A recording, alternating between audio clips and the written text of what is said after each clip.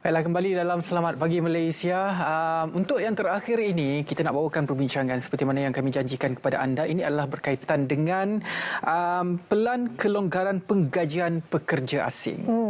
Untuk pengetahuan anda semua, baru-baru ini kerajaan telah pun mengumumkan pelaksanaan pelan kelonggaran penggajian pekerja asing yang pastinya antara syarat tidak perlu melalui prasyarat kelayakan penggajian dan juga kelayakan kota dan tempoh untuk pelulusan itu dipendekkan. Jadi kita nak kongsi pada anda bagaimana sebenarnya perkara ini boleh membantu untuk meningkatkan struktur ekonomi kita. Jom kita perkenalkan tetamu kita, Ridwan. Ya, melalui talian Google Meet kita bersama dengan Datuk Samsudin Bardan, iaitu Pengarah Eksekutif Persekutuan Majikan-Majikan Malaysia. Assalamualaikum Tuan. Assalamualaikum Datuk. Waalaikumsalam wabarakatuh dan juga selamat pagi kepada Rizwan dan Suhaida. Terima kasih kerana menjemput saya bersama dalam SPM. Okey, baik. Topik kita hari ini berkenaan dengan manfaat pelan kelonggaran penggajian pekerja asing. Mungkin sedikit reaksi awal daripada Datuk sendiri berkenaan dengan pengumuman kerajaan ini.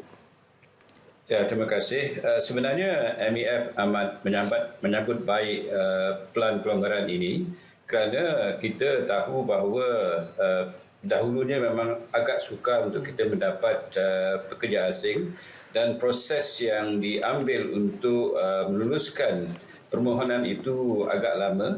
Daripada permohonan hinggalah kita membawa pekerja asing itu masuk mungkin akan mengambil masa sehingga 3 hingga 6 bulan dan sebagainya. Dan sebenarnya melalui pelan pelanggaran berkenaan, kelulusan itu boleh dibuat dalam masa 3 hari.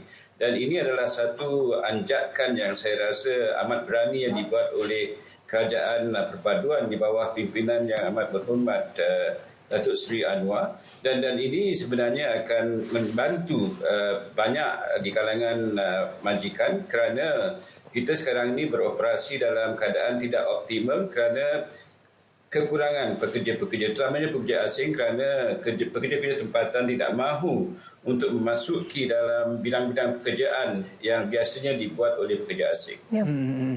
Jadi apakah sektor dan juga industri yang sangat memerlukan dan juga perlu diberi perhatian untuk kemasukan pekerja asing ini, dan juga apakah impaknya kepada industri ini? Ya, yang amat penting pada masa ini adalah kita melihat kepada industri-industri yang memberi impak besar kepada ekonomi Malaysia.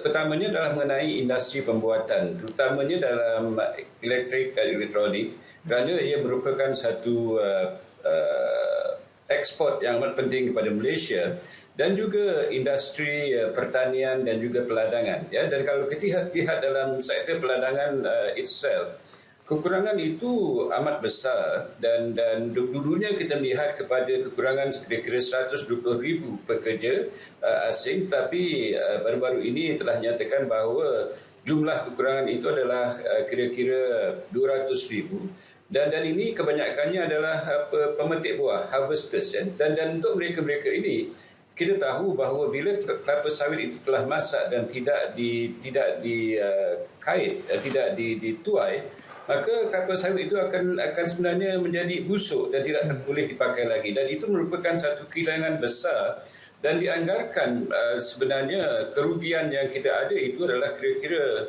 1 bilion satu bulan dan kira-kira 12 bilion untuk 1 tahun.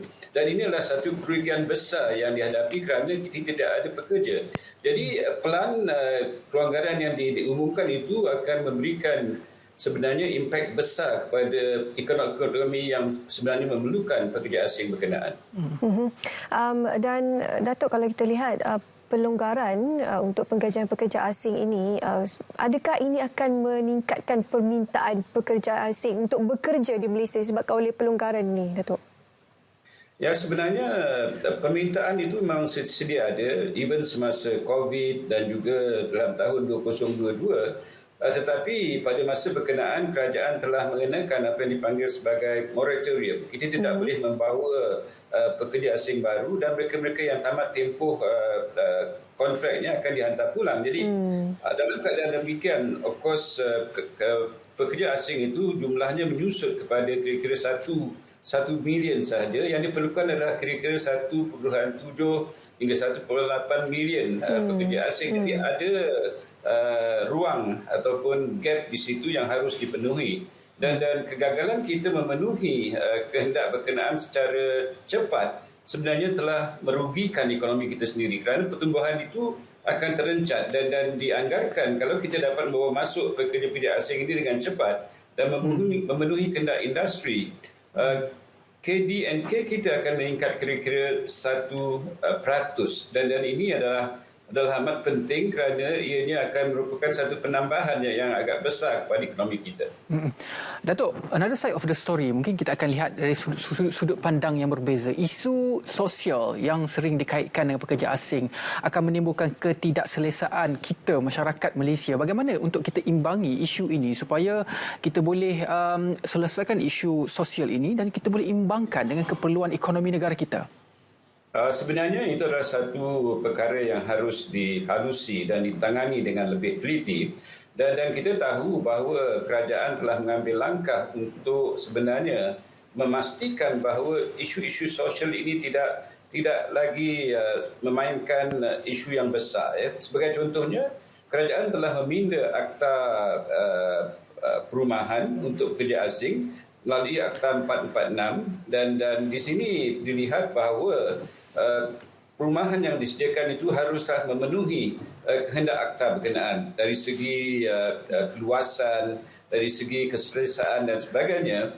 Dan ini kebanyak berlaku di mana pada masa ini kalau katakan dahulunya kita boleh menyewa rumah-rumah di taman perumahan untuk pekerja asing. Tapi pada masa ini keadaan demikian mungkin sukar dilakukan kerana pihak kerajaan memerlukan bahawa penduduk setempat harus diambil kira sebelum keputusan demikian dapat diberikan. Jadi di sini saya rasa isu-isu sosial itu akan dapat ditangani dengan lebih halus dan dengan adanya perumahan yang sesuai, itu tidak akan menimbulkan banyak rasa tidak selesa di kalangan pekerja tempatan. Dan juga kita memastikan bahawa kalau ada isu-isu sosial yang timbul, pihak majikan dan juga pihak kerajaan akan cuba untuk menangani perkara berkenaan dengan lebih baik lagi. Datuk, adakah kelonggaran pekerja-pekerja asing ini akan memberikan kesan terhadap kebergantungan negara kita terhadap pekerja warga asing? Ya. Sebenarnya kita pada masa ini tidak ada banyak pilihan kerana kita mahu cepat untuk memulihkan ekonomi kita dan kita tidak ada pilihan selain daripada bergantung kepada pekerja asing. Tapi dari segi jangka panjang saya merasakan bahawa adalah tidak begitu wajar untuk kita hanya terus bergantung pada pekerja asing. Kita harus melihat semula polisi kita di mana kita harus meningkatkan automasi, digitalization dan juga mechanization supaya pada akhirnya kita dapat mengurangkan kebergantungan kepada pekerja asing, terutamanya kepada kerja-kerja yang dikira sebagai kerja bawahan, kerja 3D, dan kita harus merubah kerja-kerja berkenaan untuk menjadi lebih menarik kepada pekerja tempatan dengan memperkenalkan automation dan juga digitalization, dan ini akan dapat sebenarnya menarik pekerja tempatan untuk bekerja dalam bidang ini. Jadi kita juga harus menambahkan semula kerja-kerja berkenaan dan juga melatih pekerja kita untuk lebih mahir melakukan kerja-kerja yang diperlukan. Jadi dengan adanya kombinasi di antara peningkatan skill pekerja berkenaan dan juga adanya automasi, jadi kita akan dapat meningkatkan produktiviti. Dan yang demikian, bila kita meningkatkan produktiviti, diharapkan kita tidak memerlukan begitu ramai pekerja. Jadi itu adalah saya rasa satu long term plan, dan kita harus sebenarnya serius menangani perkara berkenaan. Datuk, mungkin ini soalan yang terakhir, Datuk. Kebimbangan juga apabila semakin ramai pekerja asing datang ke Malaysia, kita bimbang pengaliran wang kita ke luar negara itu lebih banyak. Kalau ikutkan rekod Bank Negara ini, pekerja asing menghantar kira-kira 34 bilion setiap tahun ke negara asal, dan itu pun berdasarkan kepada penghantaran yang legal. Yang tidak legal masih lagi banyak. Jadi apabila makin ramai pekerja asing datang ke negara kita, makin banyak pengeluaran akan pengaliran mata wang kita ke luar negara. Bagaimana perspektif ini di pandangan mata Datuk? Saya merasakan bahawa itu adalah sebagai satu saya rasa kos untuk kita mengambil pekerja asing, dan sudah tentu pekerja asing datang ke Malaysia untuk mencari rezeki yang lebih, ya. Dan kita tidak dapat sebenarnya menahan pengaliran wang tunai berkenaan ke negara-negara sumber, tetapi yang penting adalah pada masa yang sama ekonomi kita dapat dilonjakkan, dapat ditingkatkan, ya.